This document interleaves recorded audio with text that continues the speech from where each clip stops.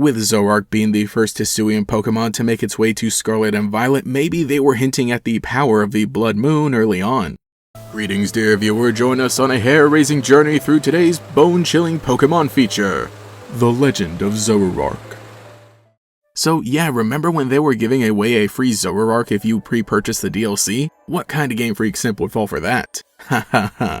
Hisuian Zoroark, a normal and ghost-type Pokemon introduced in Legends Arceus as a regional variant to the mischievous fox Pokemon we knew in Generation 5. When it came to rationalizing a lot of the Hisuian forms and evolutions we saw in Legends Arceus, the immediate idea might be to say they're extinct in the modern day. As this game was a prequel taking place a few hundred years in the past, and these Hisuian Pokemon were clearly nowhere to be found in the Sinnoh region. While that is basically still the case, we're beginning to see in the Teal Mask update of Scarlet and Violet that so far a decent amount of these Pokemon have just traveled to a different region where they can be found more commonly or are explicitly stated to be very rare in Sinnoh. And that's basically the same idea, just that over time certain Pokemon stop being able to evolve into their Hisuian evolution so easily, or they've changed their typings. All the Hisuian forms were cool snapshots of what some of these Pokemon were capable of in the past. But when it comes to Hisuian Zora and Zoroark, there's a bit of a different story. From what we're told on the official website about Zora, we learn that these Zora migrated to the Hisui region after being driven from their lands by humans who shunned the Pokemon for manifesting uncanny illusions.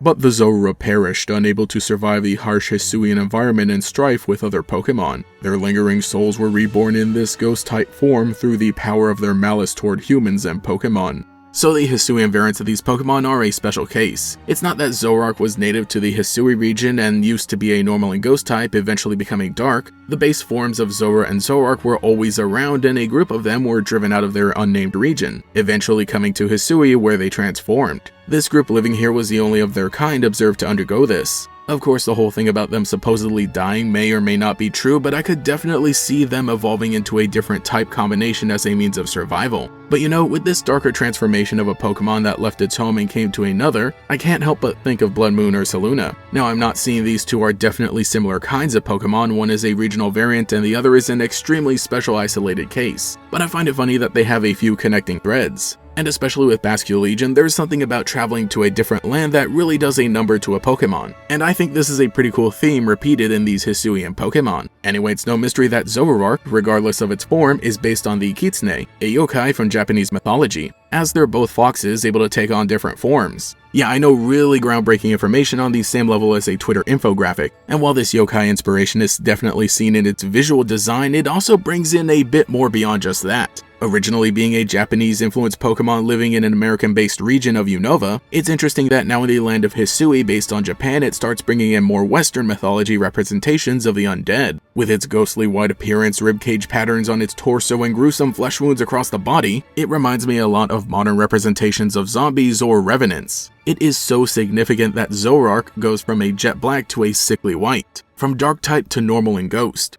This is the Pokemon representation of a living corpse driven by a vengeful spirit.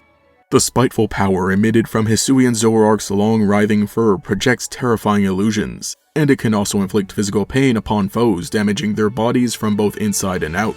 And the illusions that baneful fox Pokemon projects have expressions of such utter malice toward every last thing upon this world, that those who see them are said to be driven mad by the terror.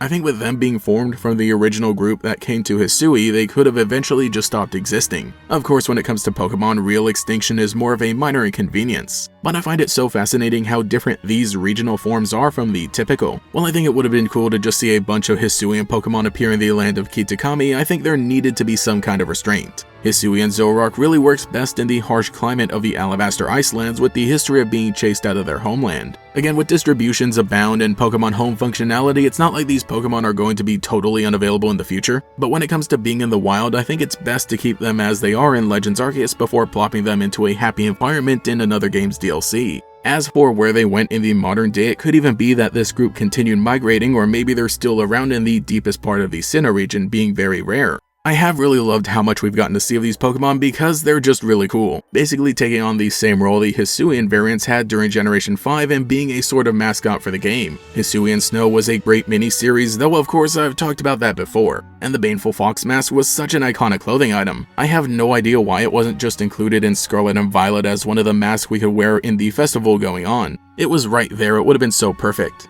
So let me know what you think about Hisuian Zoroark in the comments below. Anyway, I've got to go hug a little Hisuian Zoroark very tightly so it knows it's actually loved.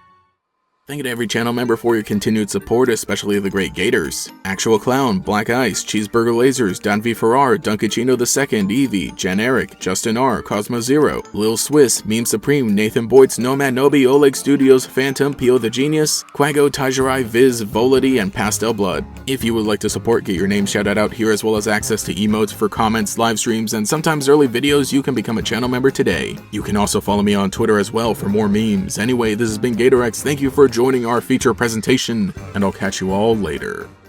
Giratina and the Sky Warrior. I've already figured that out. Then, in the same world but a different movie, a mysterious Zoroark transforms into 3 legendary Pokémon and attacks Brown City. It's the Cartoon Network movie premiere, Zoroark, Master of Illusion. 2 big Pokémon movie events this Saturday starting at 5, 4 Central, only on Cartoon Network.